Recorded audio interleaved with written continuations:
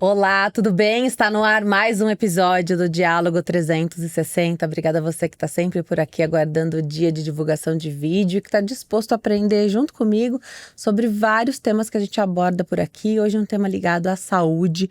A gente vai falar sobre o aumento dos casos de câncer em jovens. Vamos abordar tumores ósseos e as metástases ósseas vindo desse grupo aí de adultos jovens também, onde a gente teve um aumento, né, na incidência de câncer, vários tipos de câncer. Meu convidado hoje é o Dr. Lucas Bassaglia. Ele é médico ortopedista, especialista em onco-ortopedia. Doutor, obrigada por ter vindo, uma alegria te receber aqui. De nada, novamente estamos aqui, né? Adoro quando você vem, é sempre uma aula, fala fácil também. Muito bom te ouvir e aprender. E desmistificar muitos medos também que a gente tem. Ninguém quer ter um diagnóstico de câncer. Mas a gente sabe que...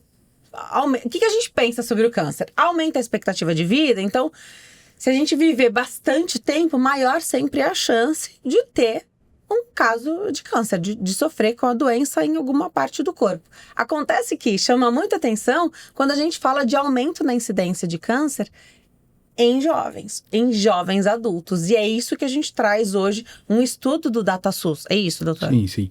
Recentemente, não tão recente, né, mas o ano passado foi divulgado um dado do DataSUS com um aumento de 284% no diagnóstico de câncer em pacientes jovens, né, na faixa etária de 18 a 50 anos, que são os adultos jovens, né.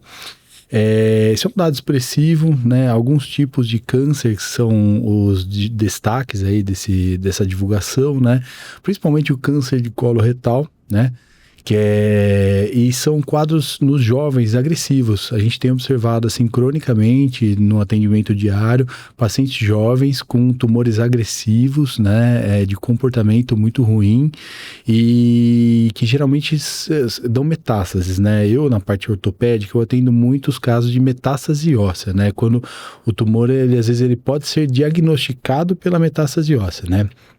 Então, o que a gente observou nesse aumento, né, dos cânceres do aumento do câncer de colo retal é um fator chamado desbiose, né? É um fator comum, né? Você não dá para isoladamente considerar esse fator o principal, mas ele é um fator presente, ele é um fator comum, né, nesses pacientes. A desbiose, ela é a alteração da flora bacteriana, né, é causada por um processo inflamatório recorrente no intestino, geralmente associada a dietas com alimentos industrializados, que contêm emulsificantes, né, que eles são bem irritativos da mucosa intestinal, ultraprocessados, esses alimentos veganos mascarados de alimentos saudáveis, que são uma porcaria, né? Que eles proporcionam uma dieta inflamatória. Essa inflamação constante ao longo dos anos no intestino, ela muda ali a microbiota intestinal, ela proporciona o crescimento de bactérias que não são boas, né? E vai causando alterações nas células naturais da mucosa do intestino, né? E essas alterações elas podem virar metaplasia, né? Que são alterações mais definitivas da célula e consequentemente podem virar um câncer, né? Então, quer dizer, a gente precisa abrir menos embalagem e descascar mais alimentos, né? Comer menos coisas industrializadas, né? E voltar para uma alimentação mais natural, né? Essa parte é super importante, né? Muito tem se falado sobre isso. Mas essa idade, então, de 18 a 50 anos, primeiro que a gente está numa janela grande de tempo ali, de idade, né? E, claro, fala-se muito hoje do maior acesso aos exames. Muitas pessoas vêm falando, a gente teve pessoas famosas sofrendo, inclusive com esse câncer de maior incidência, né? Colo retal, o que incentiva, estimula as pessoas, mas não está ainda dentro, por exemplo, da idade de fazer os exames de colonoscopia, por exemplo, né? Então, a gente fica naquela situação que é sempre uma surpresa, uma pessoa tão jovem. Sim. Com o câncer, né? Ninguém quer receber. Mas que cuidado deve-se ter, então, doutor, com as metástases? Porque é grande a chance de ter uma metástase óssea é a metástase de predileção, se é que a gente pode dizer assim? Por exemplo, no câncer de mama, que é um dos tipos que ele teve um aumento. O câncer de mama ele tem uma predileção muito grande por dar metástase óssea, né? Principalmente os ossos da bacia e a coluna, né? Eu já peguei diversos casos que o diagnóstico inicial do câncer ele foi feito por uma lesão óssea. Então, quer dizer, o paciente ele tinha uma dor na coluna, por exemplo, muito grande, que não melhorava com medicações, com repouso, e a dor só piorava, e compareceu lá no consultório, a gente examinou, fez os exames de imagem, constatou que tinha uma lesão esquisita no osso, né? Geralmente uma lesão osteolítica, uma lesão que come um pouquinho do osso, né? E aí quando você vai ver, investigar, essa paciente ela apresenta câncer de mama, né? Câncer coloretal também, dá metástase óssea também, são metástases mais agressivas, que você precisa fazer cirurgias maiores, né? A metástase óssea em si, ela não é uma sentença de morte, né? Hoje em dia a gente tem tratamentos que são tratamentos muito eficazes, principalmente para o câncer de mama, para outros tipos de tumor, que são tratamentos que dão uma longevidade muito grande para o paciente, mas você precisa tratar a metástase óssea em caráter preventivo, né? Quer dizer, você precisa intervir nela antes dela quebrar, que é o ideal. O paciente passa por menos episódios de hospitalização, tem uma expectativa de vida maior, uma qualidade de vida maior, então você precisa intervir de maneira mais precoce, né? Agora, para esse cuidado, então, com as metástases, quando a pessoa tem o diagnóstico do câncer, o oncologista, quem está à frente desse tratamento, já está de olho nisso. Quando primeiro, então, você descobre o câncer primário, né? Porque você falou aqui, e eu vou abordar mais isso, que o tumor metastático, então, já a metástase óssea, pode ser o fator que leva a pessoa a descobrir o primário, né? Sim, sim. Mas isso tá no radar do oncologista? Precisa estar, né? Precisa estar, né? É que geralmente é um cuidado multidisciplinar, né? Quando você faz um diagnóstico oncológico no paciente, não só o ortopedista vai tratar, não só o oncologista vai tratar, você precisa de um cuidado multidisciplinar, né? Esse paciente, quanto mais acesso ele tem a diferentes equipes, melhora o resultado do tratamento. É um paciente que você precisa adequar tratamento oncológico, tratamento ortopédico, dieta, cuidados psicológicos, psiquiátricos, tem que dar todo esse suporte, né? Porque é um baque receber um diagnóstico desse. Mas o paciente, quanto mais assistido, melhor ele evolui, né? E muitos pacientes têm cura do tumor. E os tratamentos estão cada vez ficando mais eficazes, né? E vão ficar cada vez mais eficazes. Então, é um negócio que, assim, eu tenho bastante fé no futuro dos tratamentos, né? Eles estão se demonstrando muito bons. Agora, essa epidemia silenciosa que a gente tem observado no aumento da incidência de câncer é um negócio muito ruim, né? A gente vê cada vez mais pacientes jovens com quadros agressivos de tumor, né? Então, quer dizer, a gente precisa descobrir ainda quais são os fatores, né? Um desses fatores é isso que a gente conversou, né? Essa modernização que a gente teve da vida, ela trouxe algumas outras coisas, inclusive a modernização da alimentação, e a gente tem muito alimento travestido de alimento saudável que são uma bomba, um veneno, né? Por exemplo, leite vegano, a maioria é muito ruim, né? Você observa ali essa mudança na microbiota intestinal. Eu não acho a dieta vegana uma dieta muito boa, né? A carne animal, a proteína animal, ela tem alguns nutrientes que são essenciais para a vida. A vida moderna nossa com telas, luz azul, alteração do ciclo do cortisol, ela promove no ser humano alterações hormonais importantes, né? No homem, efetivamente falando, você tem alteração do ciclo circadiano, usar celular até tarde, má alimentação, esses fatores combinados, né? Você tem alteração do ciclo do cortisol, você dorme mal, você tem menor taxa de produção de testosterona disponível, associada à alimentação ruim, e são fatores que são fatores de predisposição a perda de qualidade de vida, né? Perda de massa muscular. diminuição de produtividade, e agora a gente descobriu que isso também está envolvido aí com um aumento da incidência do câncer, né? Então, quer dizer, são coisas pequenas mudanças no nosso dia a dia que a gente vai ter que ter, como higiene do sono, essa higiene alimentar, né? Separar um tempo para fazer exercício físico, que é essencial, né? Um exercício físico feito pela manhã, por exemplo, é bem efetivo para o controle pressórico, para o controle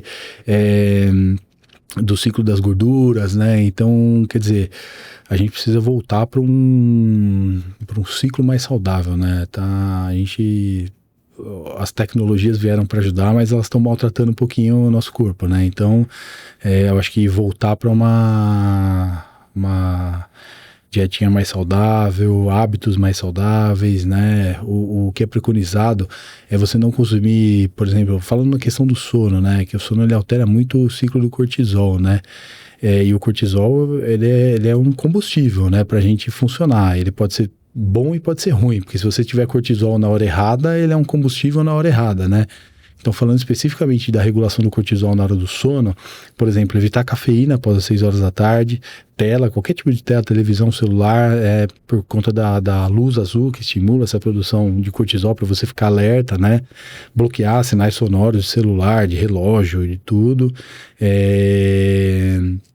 Pelo menos falam 2 horas antes de dormir, mas tem alguns estudos que já falam a partir das 6 horas da tarde, que é o momento que você tem diminuição do cortisol pela diminuição da luz solar e tudo. Então, são pequenas coisas aí que a gente deixou de prestar atenção ao longo do tempo, que a gente precisa voltar a prestar atenção, né? Então, acho que isso é essencial. Ler os rótulos das embalagens do que a gente vai comer também, se é algo, né, que está embalado, que a gente sabe que deve consumir menos o embalado, mas se é algo que está embalado, leia, né? Código de barra. Vê o que está escrito ali. Hoje a gente tem tem aplicativo no celular que traduz aquilo ali. Às vezes está escrito de um jeito que é tão pequenininho, se bem que tem uma regra nova agora das embalagens, mas tem muita coisa para melhorar. Com certeza, né? Se não estraga fora da geladeira, não presta para comer.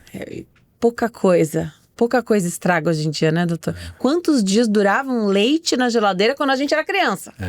Hoje, o leite não estraga mais, pode ficar lá. Bastante conservante. Né? Então, é diferente, os alimentos mudaram muito. Mas a gente observa um movimento nos mais jovens hoje, né, que é um movimento um pouquinho inverso, assim, né, essa geração mais jovem aí, que hoje está atingindo 18 até 25 anos, são pessoas hoje menos ligadas à tecnologia, menos ligadas a essas dietas malucas aí, veganas e sei lá e são pessoas que estão mais voltadas a algo mais natural que eu digo no sentido de comer comida de verdade, né? E menos ligadas à tecnologia também, exposição à tela excessiva, né? Então, quer dizer, eu acho que a gente bateu o extremo e a gente está voltando agora para algo mais tradicional, né? Ainda bem. Quando você fala da metástase óssea, tem o tipo da metástase também? Ou é metástase, é tudo igual? Tem tipos de metástase, né? Às vezes elas têm comportamento, por exemplo, de formar osso, e às vezes elas têm comportamento de comer o osso, de corroer o osso. A maioria elas tem esse comportamento de corroer o osso, alterar a estrutura óssea, fragilizar o osso e proporcionar um tipo de fratura que é a fratura patológica, que a gente chama, né? É aquela fratura assim, o paciente às vezes não sabe que tem tumor, né? Não sabe que tem metástase óssea, tá com uma dorzinha na coluna, tá levando a vida, de repente vai levantar o braço para lavar o cabelo, vai esticar uma roupa no varal, vai descer uma escada, dar uma tropeçadinha, sente aquele baque e descobre que tá com uma fratura patológica. Já operei inúmeros casos assim, né? Paciente que quebra fêmur, por exemplo, paciente que tem câncer de próstata, não sabe que está com câncer de próstata, não sabe que está com metástase óssea, vai descer do carro, pisa meio em falso, quebra o fêmur. É uma história muito comum, né? E aí, geralmente, acionam a gente lá para avaliar o paciente ou entram em contato com a gente para depois do que recebe, né, o diagnóstico, para fazer o tratamento, né? Geralmente são tratamentos são tratamentos maiores, né, que você precisa fazer para botar essa pessoa de novo em pé, para andar, para fazer exercício, mas dá certo. faz em conjunto esse tratamento da metástase óssea com o tratamento do tumor primário que foi descoberto, então, com essa fratura. É isso, né? Não. Vai fazer em conjunto, é tá? o padrão ouro, né? Você já corrige o problema que está deixando o paciente acamado, entra com tratamento oncológico, químio, rádio, o que for preciso, né? Falando nos tumores malignos, né? E hoje em dia, de novo, os tratamentos eles estão muito direcionados, cada vez menos com efeitos colaterais e esse paciente é um paciente que está voltando à ativa muito rápido e está tendo uma expectativa de vida muito boa, né? Então, quer dizer, a metástase óssea, ela precisa ser cuidada, ela precisa ser tratada e quando você cuida dela, trata dela, resolve esse problema, esse paciente ele tem uma funcionalidade muito melhor. Você falou do tumor que come o osso, e aí você fica com essa diferença, então vai imaginar uma situação numa das pernas. Ou tem a solução para... diferença. Você tem que pensar no osso como se ele fosse um alicerce, ele é uma coluna, né? Imagina que você está corroendo aquela coluna, corroendo. Uma hora essa coluna quebra. Perfeito, né? Perfeito. Então essa coluninha, a hora que ela quebra, ela desaba tudo que está em cima, né? Então é essa corrosão que você precisa parar.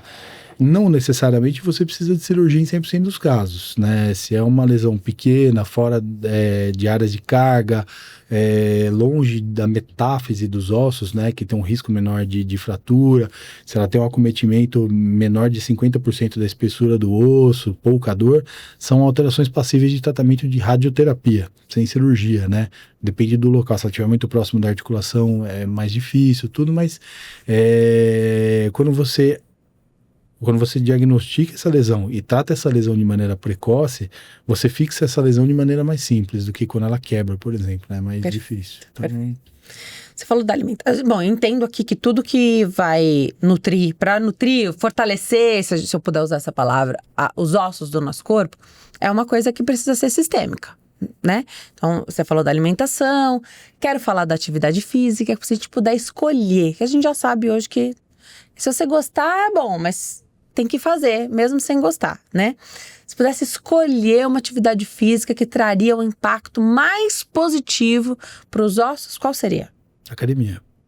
Academia, assim, pensando no paciente que está aí, o adulto jovem, que não tem problema ortopédico nenhum, pode fazer qualquer atividade física, desde que essa atividade física proporcione um estímulo cardiorrespiratório, né? Você tem que ter algumas vezes ao longo da atividade física um aumento da frequência cardíaca pelo menos acima de 100, 110 batimentos por minuto, né? Para você ter esse estímulo cardiorrespiratório, né?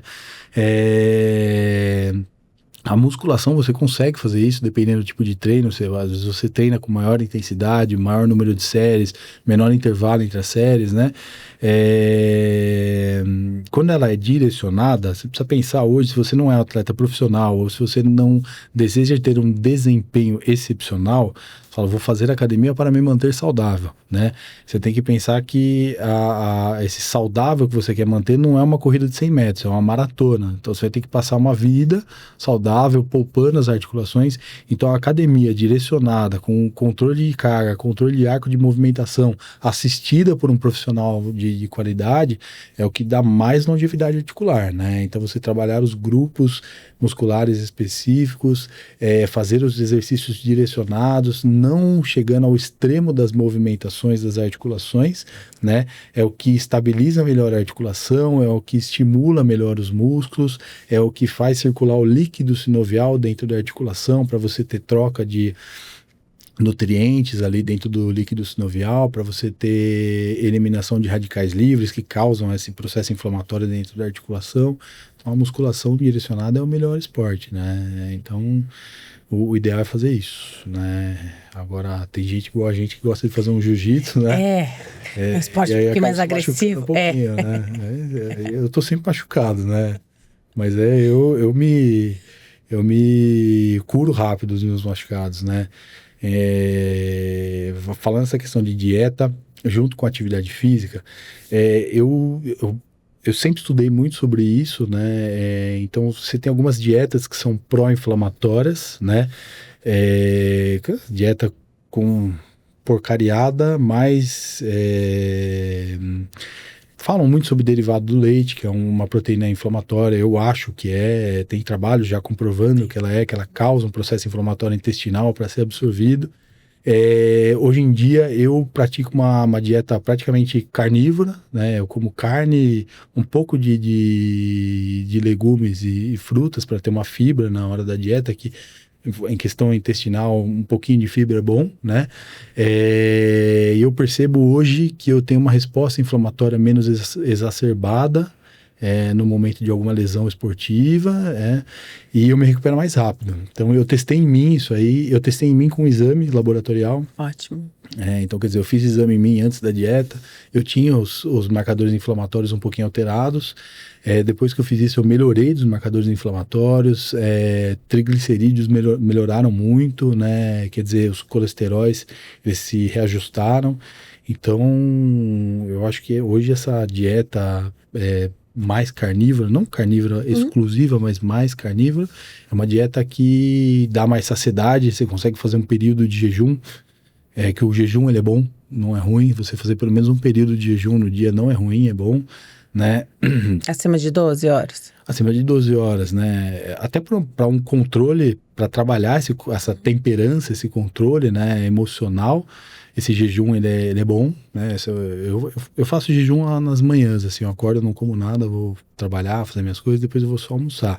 Dá fome pra caramba, né? Mas cada vez fica mais fácil a resistir a essa fome, parece que a cabeça funciona melhor, né?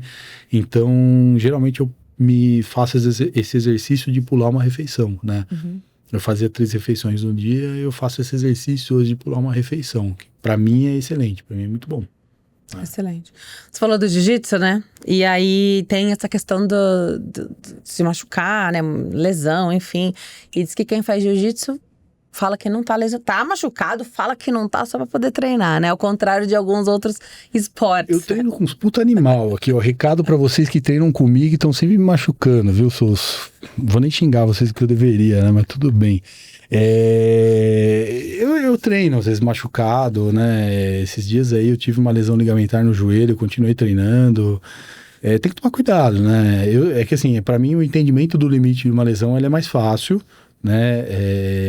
Às vezes para quem não tem um conhecimento técnico, às vezes você se expõe a um risco, né? Então tem que primeiro cuidar da lesão, né? Se quer ter uma vida longa como atleta, o ideal é no momento de lesão, você cuidar da lesão. Mas não quer dizer ficar parado. Perfeito. Aí que tá. Quer dizer ficar parado. Porque a gente também não consegue ficar parado, né? Fisioterapia. Machucou, avaliação médica, diagnóstico, cirurgia quando necessário, fisioterapia quando necessário e academia focada para aquela lesão. É o ideal, assim, é o que os atletas de ponta fazem hoje, né? Então, quer dizer, ele machucou, diagnostica a lesão, vê qual é o tipo de tratamento e musculação direcionada para aquele tratamento, para não perder carga muscular e para você voltar rápido, né? E a hora que você voltar, você não ter queda no rendimento. Lesiona mais com kimono ou sem kimono? Sem kimono. Lesiona mais sem kimono? Sem kimono. Com kimono é mais tranquilo. Mas você que é cirurgião, com kimono, as mãos sofrem também. Quando eu luto de kimono, o negócio fica embaçado pro pessoal, viu? Que a mão aqui é uma morsa. Eu imaginei. Fazer força para operar, né? O pessoal... Muita resistência, né? Imagina quantas horas você fica ali operando, né? Muita resistência. Mas também não pode machucar as mãos, eu penso, né? Mas sem pano machuca mais. Sem pano machuca mais? Aqui só uma curiosidade da jiu-jiteira também. E o pessoal que tá em casa me assiste também gosta, isso é ótimo. Tem influenciado bastante gente a fazer o esporte. Eu encontrei no jiu-jitsu o meu esporte, me apaixonei pelo jiu-jitsu e transformei isso quase num estilo de vida, porque hoje eu organizo a minha vida baseada no horário do treino. No horário do treino. Né? Posso perder o treino. Todo mundo que pratica é isso aí, não corre para terminar tudo para chegar no treino na hora ali, né? Senão já paga uma flexão, chega atrasado. É isso mesmo. Né? Mas o jiu-jitsu é bom, assim, ele é um esporte excelente, né? Hoje em dia, nessa sociedade que a gente tem mimizenta, né? É uma sociedade muito cheia de frescura. O jiu-jitsu é um lugar que ele tem meritocracia, você precisa respeitar os mais graduados, você tem um senso de responsabilidade dentro da academia né? Esse senso de responsabilidade para as pessoas que treinam com você, para você não machucar as pessoas que treinam com você, para as pessoas que treinam com você não lhe machucar de maneira grave, séria, né? Tem toda uma questão de ordenação dentro da academia, né? Você tem regras a seguir, essas regras funcionam super bem, então os ambientes de luta em geral, né, de treino de luta, são ambientes que eles mantêm esses valores tradicionais da meritocracia, do respeito aos mais graduados, né, de um ambiente com ordenação, né, de não ser a pessoa que se destaca mais, é a pessoa que grita mais, é a pessoa que é a minoria de alguma coisa irrelevante. Não, ali é um lugar onde você se destaca por merecimento, por... Você se destaca por vários fatores, né? Constância, disciplina. Constância, o envolvimento que você tem com aquela causa, não só você ser bom de luta, mas o envolvimento que você tem com a academia, a tua conduta dentro e fora da academia, né? Com as pessoas na sociedade. Então é um lugar de boas pessoas, um lugar de pessoas boas, assim. Sempre foi e acredito que sempre vai ser, porque eu sempre treinei desde muito pequeno e é um lugar que te ensina a ter disciplina. E a disciplina é o que falta hoje para as pessoas, porque a gente tem largas avenidas para pessoas incompetentes chegarem no topo das coisas por cotas, enfim, várias coisas, né? Então, eu acho que é um ambiente protegido disso até hoje e deve continuar assim. Legal. E pessoas de várias idades, né? Sim. Então, eu treino com gente muito jovem, né?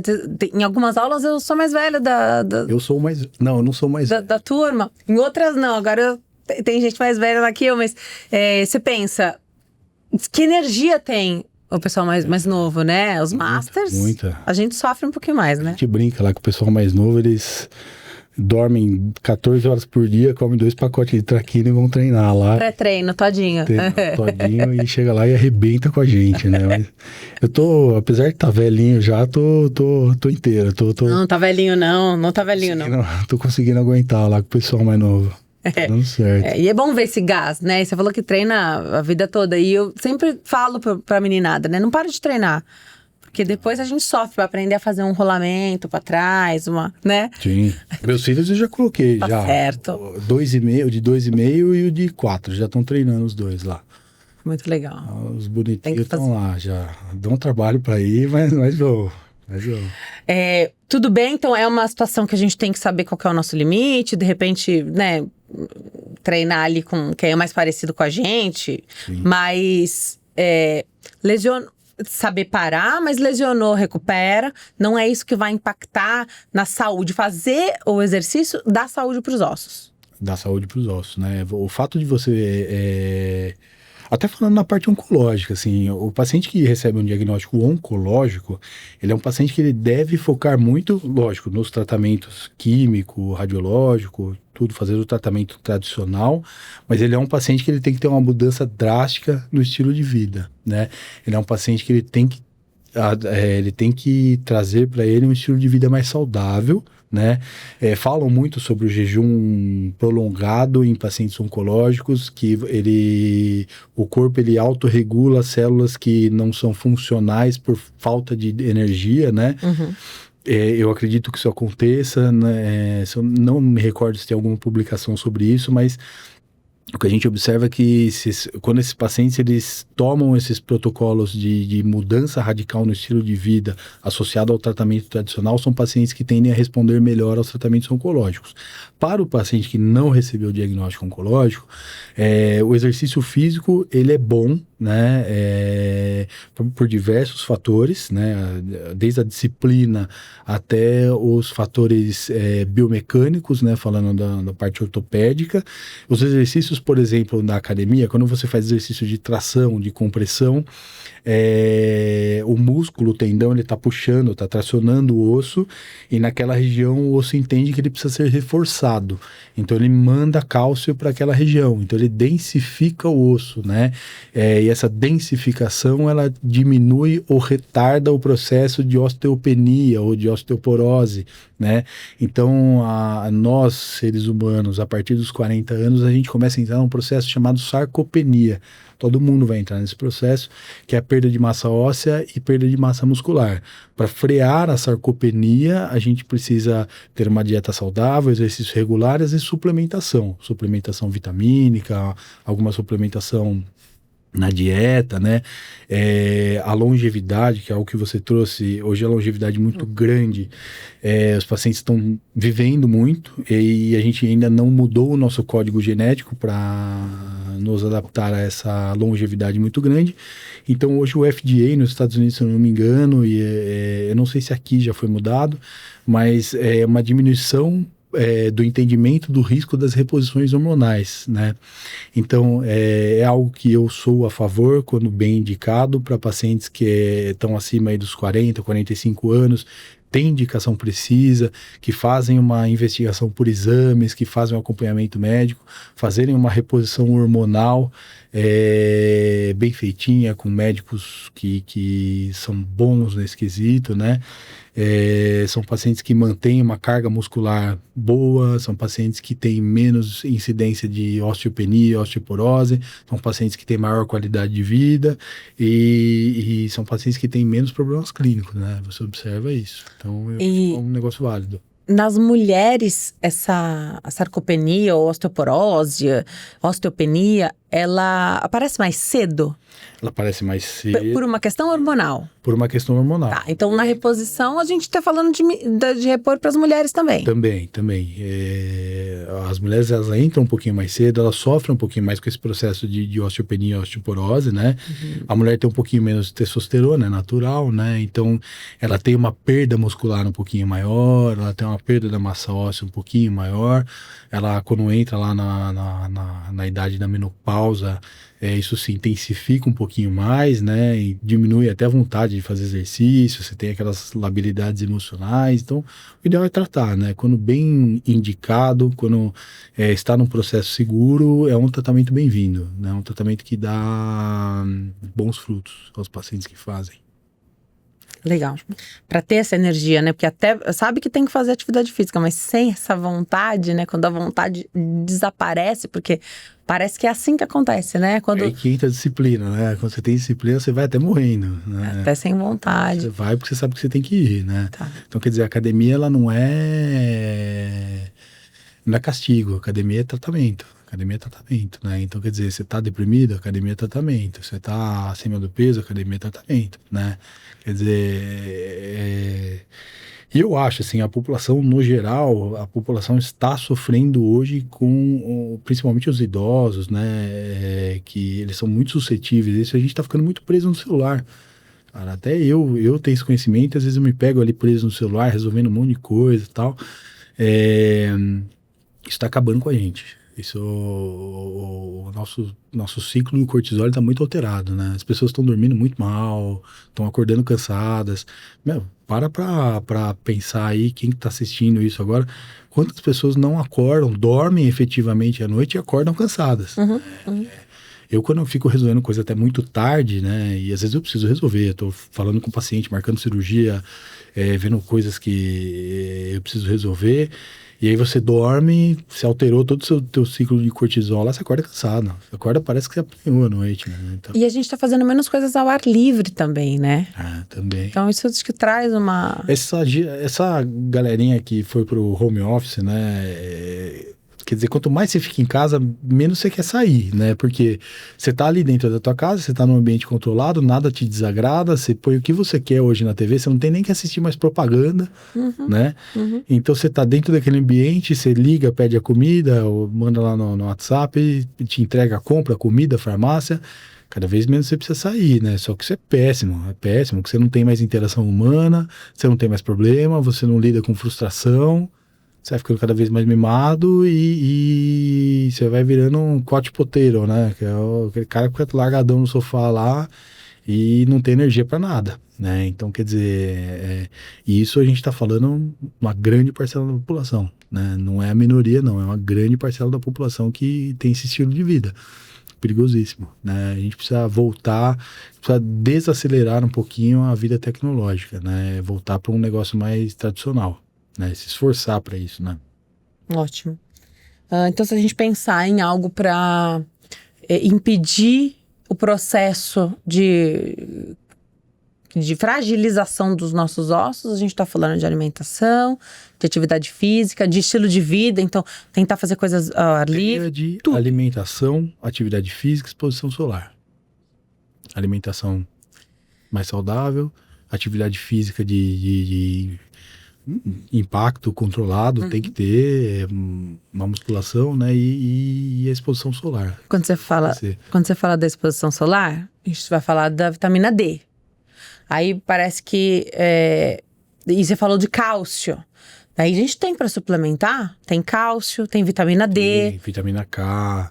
Isso. Então, mas nenhuma delas substitui a exposição solar, né? Nenhuma delas substitui a alimentação saudável, né? Então, quer dizer, em algum momento você vai precisar suplementar, principalmente as mulheres quando entram na situação de osteopenia, é uma posição que você já é bom entrar com algum tipo de suplementação de cálcio, né? Mas precisa ter a exposição solar e precisa ter alimentação saudável. E o exercício físico, a gente vai ficar batendo a mesma tecla, né? Precisa ter, não tem jeito. Não tem jeito, tem que ter. Mas se você tá ouvindo hoje, você não faz atividade hoje, começar agora. Ah, mas é que agora, doutora, agora que eu já tenho osteoporose, agora que eu já... carnaval. Isso, espera mais um pouquinho, o ano nem começou. O ano nem começou ainda, né? Postergando, que a vida vai passando e vocês vão virar todos meus clientes. E os problemas vão chegando. O doutor quer resolver coisa fácil, nossa, tá? Então não complica, né? Sim. Não complica, não. Esteja saudável, né? Muito melhor. Porque as coisas acontecem, né, doutor? Acontece. Quem tem que ter, vai ter. Sim, com certeza. Mas se você estiver bem, se o seu organismo estiver... É mais fácil, né? Pra tudo, né? Porque aí a saúde mental provavelmente vai estar melhor, porque você faz atividade física, você tem um ritmo Muito de mais fácil vida. você tratar um câncer no paciente que não tem comorbidade do que no paciente que tem várias comorbidades. Porque às vezes o paciente tem várias comorbidades e ele não aguenta fazer a químio, por exemplo. Aí você tem que interromper a químio, aí o tumor avança, né? Ele não aguenta fazer uma cirurgia. Então, né?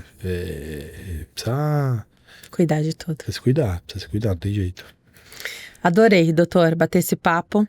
Acho que o recado tá dado aí para que a gente preste mais atenção. Surgiu alguma situação, buscar o acolhimento médico. Às vezes é uma dor que não cessa. Às vezes é uma dor na coluna, você falou. Não passa de jeito nenhum. Sinais de alarme, né? Sinais. Dor que não melhora ao repouso, dor que não melhora com medicação, piora noturna, né? Aumento de volume do membro, escutou estalido ali na região, procurar atendimento médico. São sinais de alarme que você tem que observar. Sabe que o pessoal que faz jiu-jitsu prefere o ortopedista que faz jiu-jitsu também, né? Já sabe... É menor a chance de você falar, tem que parar. Para com esse esporte, você já sabe que a gente não vai parar, né? Bem menor. Mas eu de praxe não mando ninguém parar com atividade física nenhuma. O ideal é você modular a atividade física, né? E dá pra fazer isso, inclusive no nosso esporte, né? Dá pra modular. Dá pra fazer. Modular a atividade física, às vezes controlar a frequência, ou às vezes adicionar o treino preparatório, né? Então... O ideal é modular, não parar, né? Você modular a atividade física. E, assim, todo mundo tem que ter uma válvula de escape, né? E a atividade física é uma excelente válvula de escape, né? Então, não se deve parar, se deve modular a atividade física. O doutor tá no Instagram, para quem quiser acompanhar, @lucasbasaglia.ortopedista, @lucasbasaglia.ortopedista, do jeitinho que tá escrito na sua tela. Você atende no litoral? E aqui em São Paulo. E aqui em São Paulo. Ótimo, então procura lá o doutor, vai saber te orientar, ajudar, se estiver passando já por essa situação, para fazer a parte preventiva, né? Sim. Porque às vezes a gente só busca o ortopedista quando o problema já surgiu. Sim, e a parte preventiva é importante também, né? É muito bom. Adorei, doutor. Obrigada por ter vindo, é uma alegria, uma satisfação receber você aqui, viu? Minha também, Obrigada. satisfação minha também. Obrigada. Obrigada a você que nos acompanhou. Você sabe, né? A gente tá no Instagram, aqui no YouTube você encontra os nossos vídeos, os cortes também, que são disponibilizados depois de cada entrevista divulgada. Você já sabe, a vida é feita de diálogos e conexões e eu te vejo no próximo episódio. Tchau.